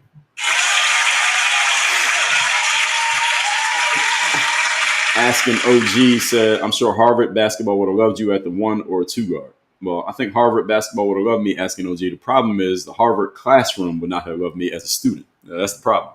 You don't go to Harvard, that's a school. That Harvard is for school, not for sports. Well, I actually know some people who played ball at Harvard. I was not one of them. I didn't have the academic pedigree to go to Harvard. I'm glad I didn't go to Harvard because I would have flunked out of school. Because there you got to actually be a very good student. I was not a very good student. I was a good enough student with enough intellect to get by with a C. I graduated with a C average from college. My GPA was like a 2.6. It's not because I'm not intelligent. It's because I just didn't try hard enough to get anything better than that on purpose. Nathan Allen Seymour said, try homeschool and see how long it takes before you take away their phone. Well, they ain't got no phone. So my kids don't have a phone. We ain't got to worry about it. Shawnee D said, logical fallacies are fake rules made up by nerds so they can call a timeout when they're losing. No, I disagree. Strawberry cheesecake. A logical fallacy is a real thing. So let's get a definition of logical fallacy. I was talking about this yesterday. I can't remember, or maybe Friday I was talking about this. So what is a logical fallacy? I gave this definition on Friday, but I will do it again. So logical fallacy, this is from Grammarly.com. They have a platform that helps people with their grammar online. If you write blogs and stuff like that, Grammarly will help you. They will help you tighten up your writing. They say a logical fallacy is an argument that can be disproven through reasoning. This is different from a subjective argument or one that can be disproven with facts. For a position to be a logical fallacy, it must be logically flawed or deceptive in some way. So I already explained that. So a logical fallacy, again, is an argument that sounds like it makes sense, but it's logically flawed in its composition. A logical fallacy does not necessarily mean that you're wrong in your point. It just means that the way that you got to your point is wrong. Same way that when all of you were in math class, if you took what kind of math was it? It was calculus or algebra, and you would get a test, and it would say, show your work. So you couldn't just put the right answer because you could cheat on somebody else's test to get the right answer, but you had to show how you got the answer. So you had to show the reasoning that you came to the answer with. And if the reasoning was off, you would not get full credit for that question. Even if the answer was right, the reasoning was off, you got the question partially wrong. That's what a logical fallacy can be. You can get the right answer, but your reason how you got there is still wrong. That's what a logical fallacy is. Papa Lane yet said Trump train. Yeah. Asking OG said more chicken is hilarious. Yeah, see, I don't need to use that one that often. I only use it if I need the likes to get up. GGB said, what a cutie, LOL. Thank you. Devot Sismeta. Plain Guy 456. Thank you for the follows, both of you. GG, thank you for the heart. Asking OG said, I love how you parent. Your boy coming in was perfect timing for the point you were making. Yes, and I don't plan this. I don't plan for him when he comes in here. Devot said, do I still play ball? No, I do not. I stopped playing ball in 2015, and I stopped cold turkey. So after that, the last game that I played, I have not played any basketball, with one exception. I played this dude one-on-one. This is like 2019. I was some random dude at the park, and I played him one-on-one. And the video's on YouTube. Look it up. Just look up Dre Baldwin comeback. You can see the video. And this dude couldn't really play. I played him one-on-one. I just kept blocking his shots. It was just funny. So I put it on YouTube. But besides that, I have not played at all. Asking OG said, your son is already used to hearing no. Okay. Yeah. That's okay. And I was only saying no to him here because he kept asking me the same question over and over again. He usually doesn't do that unless he has nothing else to do. When he has other things to do, he doesn't even come in here. As you can see, he's not coming in now because he's occupied. When he's occupied, he doesn't bother me. He only comes in here if he has nothing else to do because he knows what I'm doing. He can't keep up with what I'm saying, so this is not interesting to him. And I don't let him play with his toys up here because it's interrupting what I'm doing. So he usually leaves me alone. So anytime y'all see him come in here is because there's nothing else for him to do. So he comes in here because I'm his last option. Brian Eaton said, most people can't count to 50 in our country. Is that statistically true, Brian? When you say most people, you talking like adults or what age are we talking? If you're talking like my kid can't count to 50. So who are we talking about here? When you say most people. I never heard that before. Bridget Kyle, who's that person? John who? I don't know who that is. Jerome Mood, thank you for the follow. Take yourself to work, said Jasmine Crockett. Oh, y'all talking about the y'all are naming politicians. Well, again, I was saying people who we know, like that are commonly known. The whole point was commonly known, not how many people can any of you personally name, but commonly known politicians, commonly known Congress people. And we came up with a total of 40 names. That was the point was, is 535 people in Congress. We can only name 40. And that was all of us put together. Brett says, good morning. Good morning, Brett. Take yourself to work said, including bullying or participating in cyberbullying, no phone privacy expectation if I pay the bill. That's exactly right. I agree.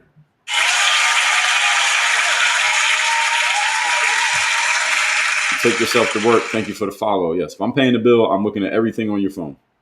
I heard Bill Simmons, who's a podcaster. He used to be a sports writer. Now he does podcasts. That's what they all do. And he has a kid in college. I think he has two kids either in college or close. And his daughter is the older kid. And he would sometimes have his daughter on his podcast. And he would even say this out loud on his show when he had his daughter on the show. He said, every day, at the end of the day, I would take your phone and I will look through your phone and see what you were doing on your phone. That's exactly what you're supposed to do as a parent. If my kid has a phone, as long as I'm paying the bill, I'm taking that phone every day and I'm looking at every single thing he was doing. I'm reading all the text messages. I'm reading all the DMs. I'm seeing everything you're doing. And you get on one of those apps that let the message disappear. I'm deleting that app and I'm not letting you put it back on your phone. Now, you want privacy, pay the bill. If you ain't paying the bill, you get no privacy. That's the way it works. R. Philly Inc., thank you for the share. Michael Phillips said, basic info is videos of the administration being abusive, which is absolutely the sore thing that add. What are you referring to? Real Donald said, the Uvalde shooting, you can hear the police showing how it helped. Okay, as I said, Black Swan event. Just because it has happened once doesn't mean it's going to happen all the time. That's not a good enough reason to say, oh, well, we absolutely got to do this. That's like saying I won't ever go in a tall building because 9/11 happened. All right, it's a Black Swan event. Andre said, kids never call the cops, they just record video. Yeah, exactly. If that actually happened, what the kids would be doing is Instagramming themselves like, yo, there's a shooter in the building. They wouldn't be calling the cops. VA Buckeye said, I grew up without phones in school and we did just fine. Me too. Ken Justix from Ohio, good morning. Ken, how many times have people misspelled your last name? Asking OG said, it takes a village, still rings true. Generally agree. It's Kalani said, since my school switched to having strong consequences for phones, student behavior has been great. Exactly. Makes sense. Carol Ann Collins said, having a phone can make a shooter uncomfortable and react.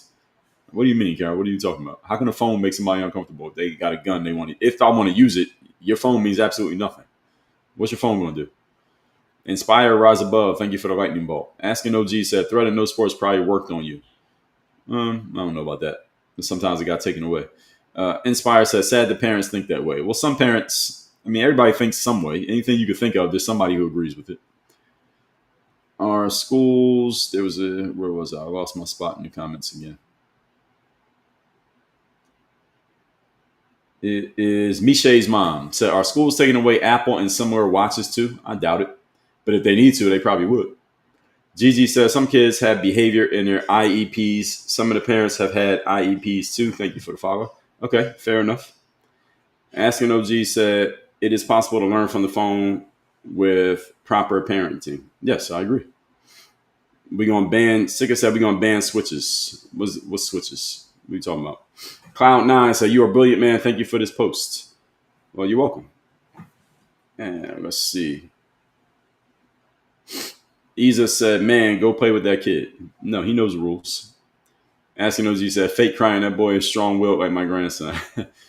Well, that works on his mom. Doesn't work on me. He can do that on mommy. That's why he went out there with the fake crying. He doesn't do that with me because he knows it doesn't affect me. Grimace said, maybe let's address school shootings before worrying about phones. No, Grimace, this is a non sequitur and also a what's the term for this? This is a relative privation fallacy. You're not that guy, pal. Trust me.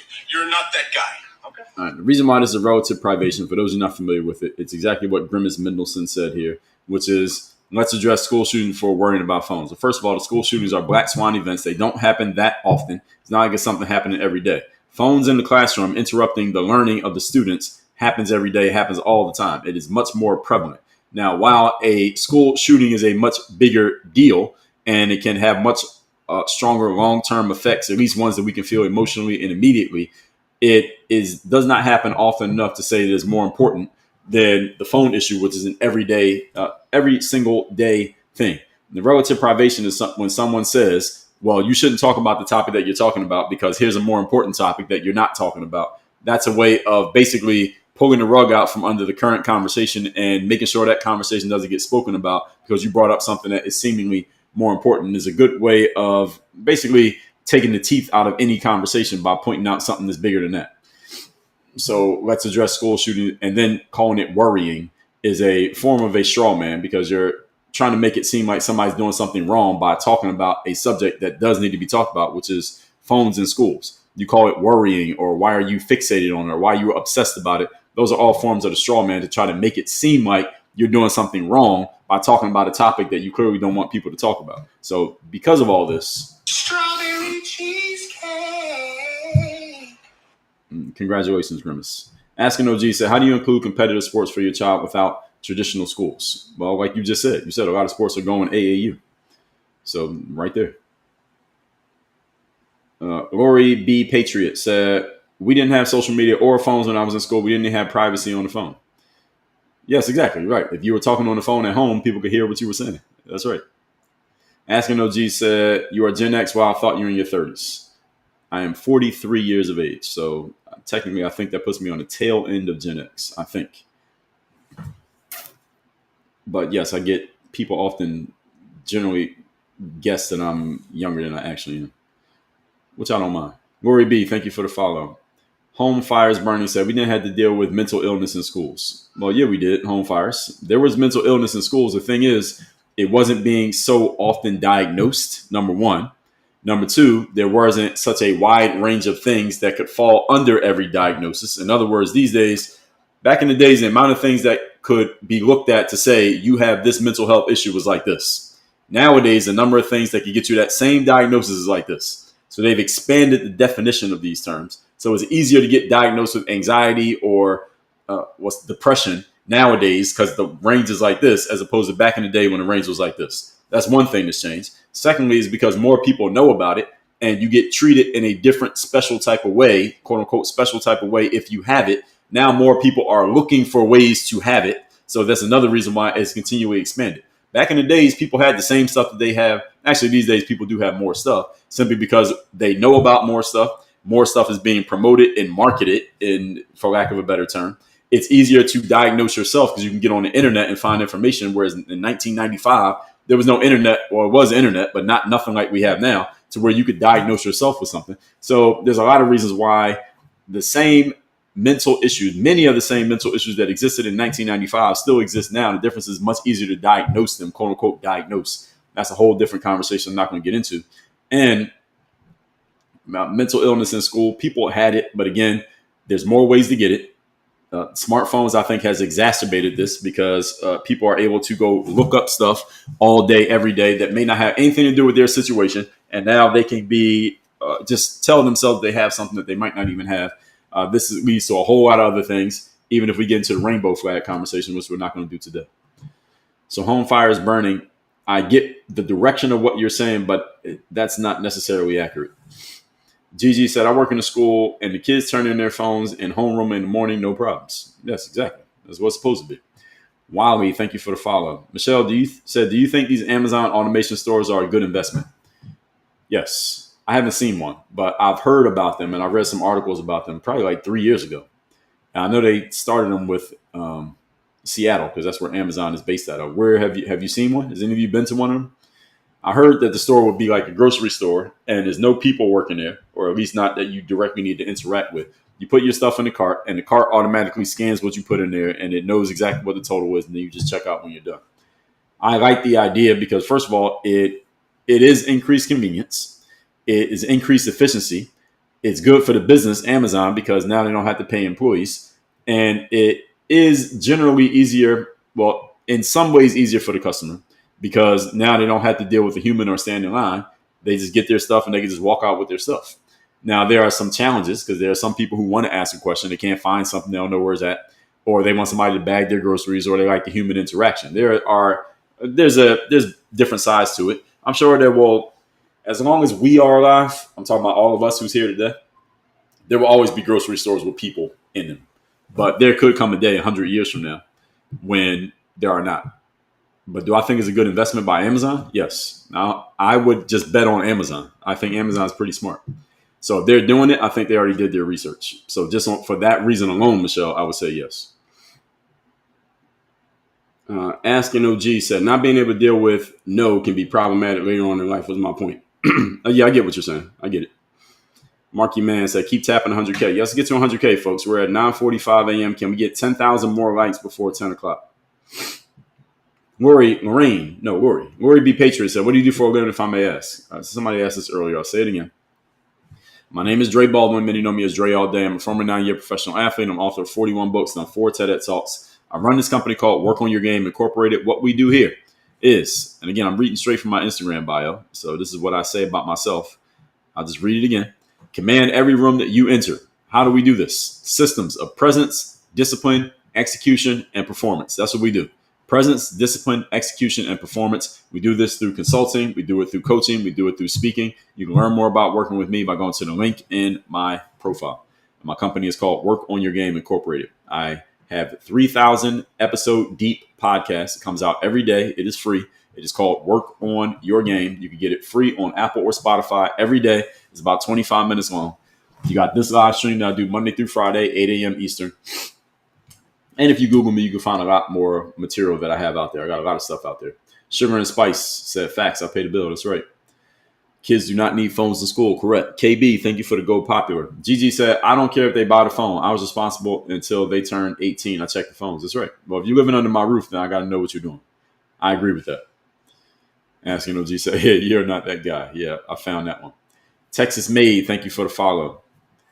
Elsa said, nice. Thank you. Darla said, I was taught to stand up to the bullies. I didn't just take the bullying. Fair enough. Lorraine said, I graduated in 87. Autism wasn't a thing. We didn't have mental illness either. We had depression. Yeah, depression has always been a thing. You're older than me, but they've expanded the range of these things. So it's much easier for somebody to get diagnosed with something these days than it was 20, 30, 40 years ago, which for some people, they see that as a good thing. Let's say if you're a psychiatrist, it's probably a good thing for you because it's more work. But if you're a parent, you got to be very careful because they could be trying to diagnose your kid with some shit that they ain't even got. I've heard a lot about that. And that's a whole other conversation that we're not going to have here today. But they're not diagnosing my kid with anything. But I've known some people who've been diagnosed with stuff and they've owned it and they live with it and still to this day, still walking around telling people that they have it. Not my cup of tea, but I understand that some people buy into it. Balter Hard said, what basketball team you play for? I played overseas professionally for 9 years, traveled through 8 different countries. First country was in Lithuania. Last country was in Slovakia. But if you go to some of my websites and platforms, you can learn more about. I talk about that stuff a lot on my old YouTube channel. I got 2 YouTube channels. So I got more than 2, but my original YouTube channel, I talk about basketball a lot. I probably got 8,000 basketball related videos on my original YouTube channel. So you can find it over there if you want to know more about on the basketball side. These days, as you can see, I'm more focused on the business professional side. So I do these live streams, everybody, Monday through Friday. Can we get 5,000 more likes, please? Have some more chicken. Have some more pie. It doesn't matter if it's boiled or fried. Have some more chicken. Have some more pie. It doesn't matter if it's boiled or fried. Just tap the screen. If you're on TikTok, you just tap the screen and makes the lights go up. I'm looking right now. We're at 95,000 likes. Can we get 5,000 more likes, please, folks? I do these live streams Monday through Friday, 8 a.m. Eastern. Excuse me. I usually don't go past 10 o'clock. Sometimes we are done at 9:30, but usually I go up to about 10 o'clock, just responding to the comments. As you can see, about half the time is on the content. The other half is on the comments. And the topic is usually a current event. So whatever's happening in current events, that's what I talk about. So today we're talking about this, but we will talk politics often. Donald Trump is often a subject simply because he draws a lot of attention. And every time he does something, everybody has something to say. So that becomes a current event. So Trump will often come up. I think tomorrow will be a Trump-related topic. It might not be about him, but it will be related to him. I already know what that topic might be tomorrow. I would have did it today, but today's a holiday, so I held off on it. We'll see if that ends up being a topic. At the same time, something might happen today that bumps everything off the headlines, and that becomes a topic tomorrow. So I can't always tell you what the topic will be tomorrow because it depends on what happens today. If something happens overnight and I wake up and it's the biggest story in the world, then we'll talk about it. So sometimes you got to wait. So sometimes I have an idea of what the topic will be, but then I got to change. I got to audit and not audit, but call an audible at the last minute. Baltimore said, what's your favorite NBA team? I don't have one. My hometown is Philadelphia, Pennsylvania. So I want to see the Sixers do well, but I wouldn't really call them my team. Kim, thank you for the heart. So while we're here, last thing I'll tell everybody, you want to get a free copy of my book called The Third Day. I've written a bunch of books, but this is my most popular book. Is this book, The Third Day? It's all about how you show up and give your best effort when you least feel like it. The subtitle is The Decision That Separates the Pros from the Amateurs. So the third day, excuse me, is a concept that I came up with through my basketball days. I actually first mentioned the third day in like 2014. And it was when a bunch of basketball players used to always ask me, Dre, how are you always in the gym practicing by yourself? And you got the gym, you seem to have the gym to yourself, because that's a big thing in basketball for players who want to get better. They want to find a court that they can practice on their own. The problem is when they go to the court where they live, everybody's at the basketball court. So how do you get the court to yourself? I explained to them the concept of the third day, which is if you keep showing up consistently, then eventually everybody else stops showing up and then you had a court to yourself. That's a high level where this first originated, but this book is about a lot more than that. It's not about basketball. It's about how you show up as a professional and give your best effort when you don't feel like it. The book's free. Just cover the shipping. The link is thirddaybook.com. So just the title of the book, thirddaybook.com. thirddaybooks.com is where you get the book. The book's free. Just cover the shipping. Thirddaybooks.com. By the way, the link in my profile has links to all these books, so don't worry about remembering that link. Let's go to the link in my profile. It's in there. Now, the book that's been the most popular over the last 2 weeks is this book right here called The Mirror of Motivation. This one has been on fire the last 2 weeks, even more popular than the Third Day. Third Day is the most popular all time, but right now this is the most popular. Actually, not all time, but since it came out, this has been the most popular the last month. Mirrorofmotivation.com. Mirrorofmotivation.com. This book is all about how do you become the best version of yourself so you can do what you need to do and have what you want to have. Be, do, have. Being, doing, having. That is a process for achievement in life. This book, The Mirror of Motivation, is all about how you look in the mirror and find that motivation and inspiration. It's not me telling you how to be motivated. It's you motivating yourself. All I'm going to do through this 170 pages of this book is guide you on how to do that. That is through this book, mirrorofmotivation.com. Again, just like the Third Day, the book is free. All we ask that you cover the shipping. Just go to mirrorofmotivation.com. We will ship you this book physically in the mail, mirrorofmotivation.com. For those of you who are more entrepreneurship, business, sales focused, we got this. My latest book is called The Sales Discipline System. This book is all about using the 8 key disciplines of top salespeople in any industry to say goodbye to up and down months and inconsistent habits. This is for any of you who is in sales. By the way, all of you is in sales. Everybody's in sales. Nobody can step out of the world of sales. If you ever been to a job interview, you're in sales. You ever been on a date, you're in sales. You put makeup on in the morning, you're in sales. Do you brush your hair and make sure your clothes are clean? You're in sales. So if you ever talk to somebody and you wanted them to have a favorable impression of you, you are selling. So nobody is not in sales. No such thing. You're either good at sales or you're bad at it. This is about actual sales when you are literally selling for a living. SalesDisciplineBook.com is where you get this one. Sales Discipline and then the word book.com. Again, the book is free. Just cover the shipping. SalesDisciplineBook.com. And I told you I'm the author of a bunch of books. I've written 41 books, technically all time, but who's counting? I'm just giving you the 3 that we use as entry points. You can get any one of these books completely for free to get into our world. Then you'll be on my email list and you'll get other stuff from us. And we have other books on other subjects. We got books on basketball. We have books on mindset, books on people skills. We have books on leadership. We have books on everything. When you get the Mirror of Motivation, though, I will tell you one of my most popular books that has been one of the most life-changing is this book right here called The Super You. This book is not even that long. This book is only about 65 pages. But this book is all about confidence. It's unlocking and living with your highest level of confidence. This book, I actually made this initially for athletes, but the book is not about sports. But this book has been so life-changing to so many people because most people want more confidence. Most people don't want discipline. Subtitle of Mirror of Motivation is a self-guide to self-discipline. Most people want confidence. Understand something. Discipline creates confidence. This book is all about that confidence. This is part of what we call the Bulletproof Bundle. There's a 4-book bundle. These are 2 of the books. There are 2 more books, The Mental Handbook and 100 Mental Game Best Practices. I'll show y'all those 2 books, just so y'all know I'm not lying. This is the Mental Handbook. This is 100 Mental Game Best Practices. You can get all 4 of these books together. This is called the Bulletproof Bundle. Just go to this link, mirrorofmotivation.com. I'll ship all 4 of these books to you. And again, who reads one book anyway? So nobody just reads one book. So you might as well get all 4 because after you read one, you're going to want to read another one. Who can read just one? It's like Lay's potato chips. You can't eat just one. So you might as well get a bunch of my books because we will sell you a bunch of books. I'll offer you a bunch of books. I'm offering you one for free, and we'll show you the rest, and you can get them all when you go inside these funnels. Again, mirrorofmotivation.com. This is the most popular right now. In the month of August, this was the most popular book. SalesDisciplineBook.com is for you business-minded folks. And the Third Day, the decision that separates the pros from the amateurs, ThirdDayBook.com. This is my most popular book probably over the last 5 years. When I do any type of corporate business stuff, this is the one that they like the most, ThirdDayBook.com. So any of you as a team, you got a sales team, I will go with this one. If you got a team that's not in sales, but you want them to show up and perform, I would go with this one.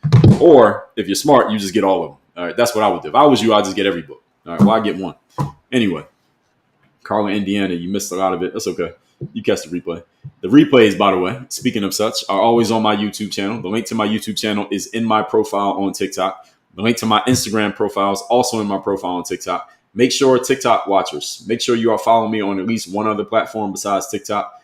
Over the last year, I've been suspended 15 different times off TikTok for saying something that I probably shouldn't have said or touching on some third rail topics. I've gotten pretty good. So for the last 6 weeks, I've been in good shape and I have not gotten suspended at all. But just 6 weeks ago, I got suspended again. So just in case I get suspended again, if you're on TikTok, follow me on Instagram, follow me on YouTube, follow me on LinkedIn or X or Rumble or Facebook. My Facebook page is Work on Your Game University. My LinkedIn, my X, my Rumble, and my YouTube are all the same, Dre All Day. Or look up my name, Dre Baldwin, on Instagram. And again, I told you I do these lives Monday through Friday, 8 a.m. Eastern. So I appreciate everybody being here on a holiday. Hope all of you enjoy your holiday. Those of you taking the day off, having your barbecues and such. Shout out to everybody who is working today. Shout out to everybody working on a holiday. It is called Labor Day. I mean, Labor Day literally means work. So shout out to everybody who is working today. I'm working today. I didn't take the day off. I'm working. So hope everybody has a great Monday. I will see everybody Tuesday morning. Shout out to the new followers who just came in. Shout out to everybody who got me to 100,000 likes here today. Thank you for getting the likes up, everybody. I will see you all Tuesday morning, 8 a.m. Eastern. Topic to be determined. Everybody have a great Monday. We are out of here. Work on your game.